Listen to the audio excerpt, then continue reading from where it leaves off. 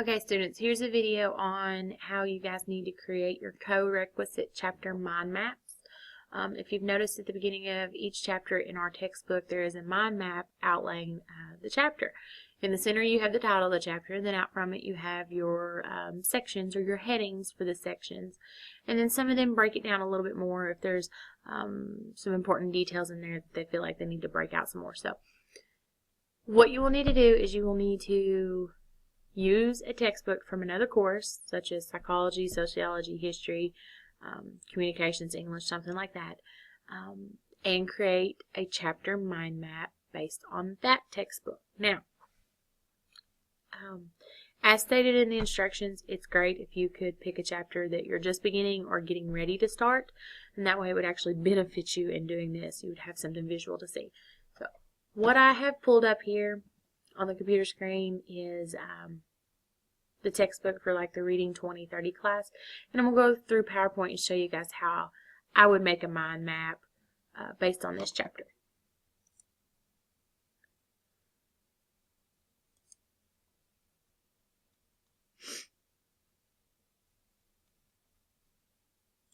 Okay, so let me open up PowerPoint here. I just want a blank presentation because I'm actually going to delete this stuff off here. I don't want these. If you want to, you could leave these on here. Put the textbook title,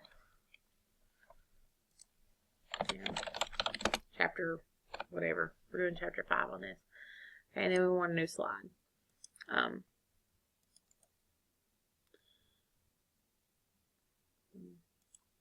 just going to delete these boxes off here because I don't want them.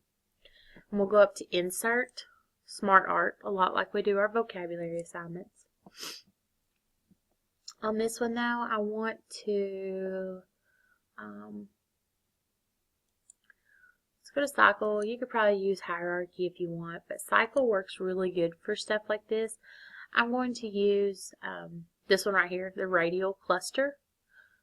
To me, this one makes a little bit more sense to use. I'm going to use it. Again, you can use others, but the whole point of it is to show the connection from the main to from the main idea or the topic to the main idea to the minor details and stuff like that. Just show those relations branching out. It can be difficult to do that in some of these others. So this one's a simple one. I would suggest using it. Okay. Notice we have a text box here. Be comfortable with this. A lot of it is just using tab and hitting enter, and that's how you create more boxes on your screen. So the very first one here, what I want in this center tab is the title of my chapter. And the title of this chapter is, let me move this down, Understanding Text Marking and Annotating. Okay.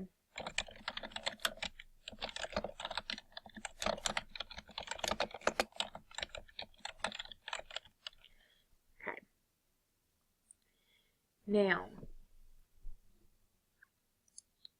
next thing, sorry about that.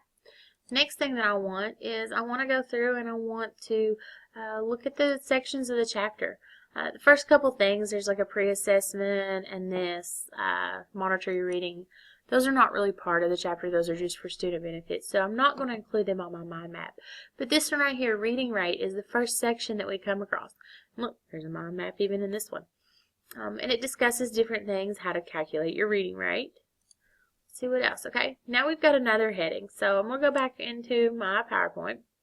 And I've got one section called Reading Rate. My next section was called Comprehension Monitoring.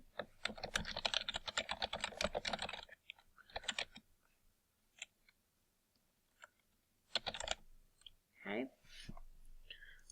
So now let's see. Let's scroll down through here and see. Okay. Next section, Marking and Annotating Text. So I'm going to put that one on there.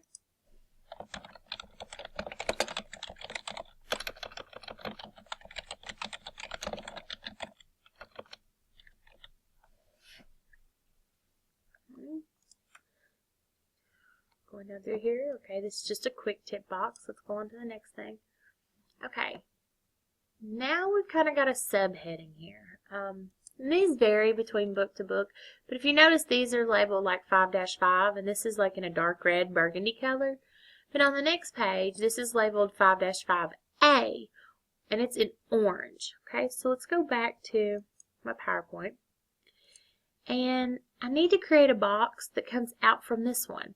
So I'm going to hit enter, and notice how that makes me a fourth box. Well, that's all fine because I'm probably going to need a fourth box, but I need a box coming out for marking and annotating text. So what I need to do is when I'm on this bullet right here, I'm going to hit the tab key on my computer and see how now it creates me another box. I want to put that in there. Why use text marking and annotating? Oops. Okay. There's other sections to this, so I'm going to go ahead and type those in. How to mark a text. And then there's a third section in this one, annotating a well. Okay. Now, there's not another section, there's just 3. I need to go back out because I need another box branching out from my title. So instead of hitting tab, I'm going to hit the shift key and the tab key at the same time. Notice how that goes back out, and now I've created another box because there is another section.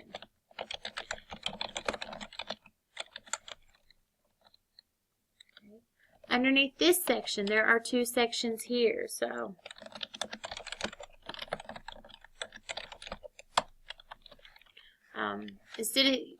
shift tab back out because I've got another area. Okay. And maybe let me just delete that out because technically it's not an area. Okay. So here I have, my chapter title, my main 4 sections. Okay. And then underneath 2 of my main sections, I've got some additional information that needs to be broken down and included on the list. So I'm sort of done with this right here. So I'm going to close out of my text box. And I'm going to stretch this out to the edge of the slide. Do not stretch it beyond the edge of the slide because if you do, I will not be able to view it. Okay. You still may need to make these bigger. You may need to, highlight it. Go back to home. Make it just a little bit bigger. Okay, that's up to you. You can actually stretch these out if you need to make them bigger. The size of the text will actually go with it once you stretch them out. You can move them. You can move them out here, and if you notice, the lines will connect with them. Okay, they move with it. So you have the ability to move stuff around. You can change the design of it, the look of it, the color of it. None of that stuff really matters to me that much as long as I can read it.